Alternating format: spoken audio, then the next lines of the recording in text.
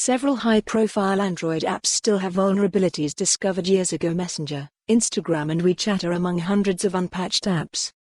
Cutting corners, research shows that trusting Google to be the best gatekeeper for the Play Store isn't the best idea. The company is putting a lot of effort into finding apps that are malicious or contain severe security vulnerabilities, but usually after letting them into the store with as little vetting as possible. Experts are calling attention to a new point of attack that can even be used against some of the most popular apps. Most people use smartphones without worrying about the security of essential apps we use in our daily lives. Google routinely removes apps that are found to contain malware or adware, as well as apps that are crafted specifically to dupe you into paying for subscriptions.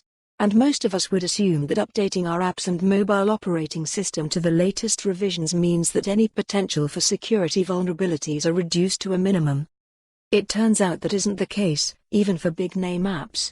According to a report from cybersecurity firm Check Point, there are tens of vulnerabilities that are found every day, some of them in the apps themselves and others in external shared code libraries that are used by those apps to enable specific features. Updating them to keep up with the most current security threats is a monumental task, so app developers have to prioritize which ones get fixed first. The researchers decided to take a look at how many apps in the Google Play Store are currently still using vulnerable libraries. They hunted specifically for 3 vulnerabilities that are rated critical and were disclosed in 2014, 2015, and 2016.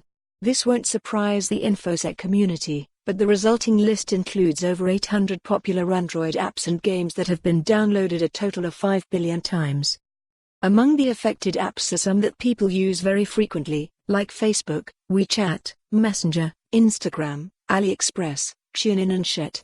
The shared libraries have all been updated since the vulnerabilities were discovered, but new versions of those popular apps still use the outdated libraries.